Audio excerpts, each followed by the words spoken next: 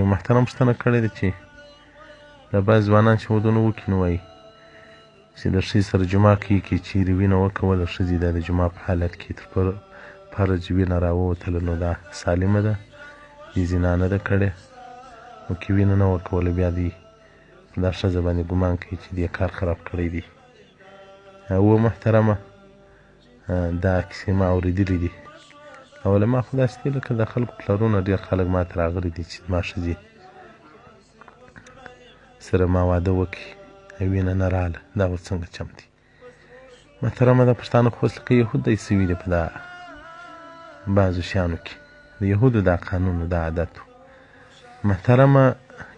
فقهای کرام وایي دا باکره ښځه هغه ته ویل کېږي چې هغې تر اوسه واده نه وي کړی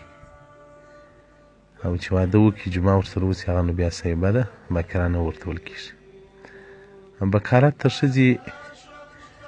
دا یو پرده ده د ښځې په رحم کې هغه الله قدرت پیدا ده داسې جمعه دا وکړي له جمعه سره دا پرده ولاړه شي. نو د بعضې ښځو چې پرده پرېسي وینه وکړي بعضې نه وکړي. نو فقها وایي دغه بکارت په څو شیانو سره ځي که کومې ښځې ته ډېر حیضونه ورکړل دغه د ښځو مرضي یې سره خراب هم دغه پرده له ما باندې ځي او کوم ښځه چې ډېر کار کوي هم دا پرده له ما باندې ځي او که یو ښځې داسې تر یو ځای راوغورځېده غټ قدم یې واستوي پر ملا یې زور راوستی هم دغه بکارت پرې کېږي. نو محترمه د خدای په لحاظ باندې تاسې د الله دین و د الله قرآن ته تسلیم شئ. نو دغه نه د شرط په نکاح کې چې خامخا به د دې پرده سالم وي نو بیا دا ښځه د که نه دي زنا کړې ده ولې ګمان کوئ پر مسلمانانو باندې ولې بدګماني کوئ هغه د الله مخلوق دی. رسول الله صلی الله علیه وسلم وایي خیر ستاسو هغه په اهل کې چې خیر وي هغه خیر ستاسو دی. رسول الله صلی الله علیه وسلم وایي زه خیر په نساو کې یم زه د ښځو سره ښه کوم نو خیر ستاسو هم هغه دی چې له ښځو سره ښه کوي. نو محترمه دا د چې ته یوه که یې وینه وکوله نو دا پاکه ده که نه وکول نو دا خرابه ده نه دا غلطه خبره ده غلطه عقیده ده. بعضې ښځې هغه بکارت یې چې مریضه سي د مرضۍ په وجه باندې لرې سوي بعضې ښځې کار ډېر کوي بعضې ښځې کمزوري د کمزورتیا په حالت باندې د بکارت ولاړ سي بعضې ښځې نو هغه معتدلي سالمې مرضي نه یې پر راغلي ډېر تکلیف نه یې پر راغلي نو هغې د بکارت پاتې سوي کنه د اکثرو ښځو داسې بیا خصوصا د پښتنو ښځې چې کارونه ډېر کوي او خدمتونه ډېر کوي د خپل مور او د پلار د ورونو په کور کې دروند کار وکړي هغه بکارت بیا ځي. نو محترمه دا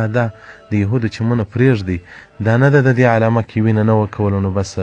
خامخا به هغه دا زناکار یو وخت مې لا داسې په طالبونو کې هم اورېدلي وو چې دا د بلوڅانو په خوا کې وایي بلوڅ ښځه وژلې وه دوی چې وایي واده وکړي نو سپین ټوکر اوار کړي که ښځې وینه وکوله نو بس دوی وایي صحیح ده که نه وایي یو بلوڅ ښځه وژلې وه ته زناکاره یې ولې ستا وینه نشته دا وینې ته اعتبار نشته. محترم موسوعة الفقهیه جلد 8 صفحه 180 مباحث البکارت دې ته مفصل بحث ورکړی ده. هغه وایي دا بکارت بې له جماع څخه هم لرې کېږي ولاړ سي لکه یو ټوپ سي واخلي او یا ډېر حیض تیز حیض پر راسي دا د حیض وینه کله کله تیزه راسي بعضې ښځې ته هم لاړ سي او بعضې ښځې کمزورې سي هم دغه بکارت لاړ سي بعضې ښځې باندې وخت تېر سي ژر نه سي واده هم دغه بکارت یې ولاړ سي. نو محترمو دغه ښځو باندې ظلمونه مه کوئ دغه دا نه دی شریعت موږ ته ویلي چې که د ښځې وینه نه کړه نو دا زناکاره ده که وینه کړه نو بیا یې زنا نه ده کړې. نو دا هیڅ یو وسوسه د ځوانانو ته ورلوېدلې ده هیڅ د شیطان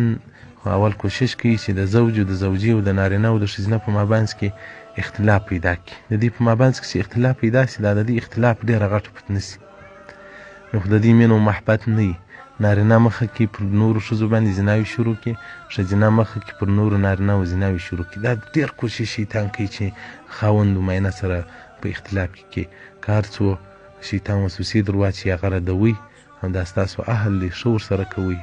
او ښه زندګي ورسره کوئ ستاسو اولادونه به بیا نیک وي ستاسو ژوند به بیا نیک وي. نو دا د جاهلیانو خبرې پرېږدئ دغه د بدو خلکو خبرې پرېږدئ که وینه وکوله نو سالمه ده که نه وکوله بیا زناکاره ده. والسلام علیکم ورحمة الله وبرکاته.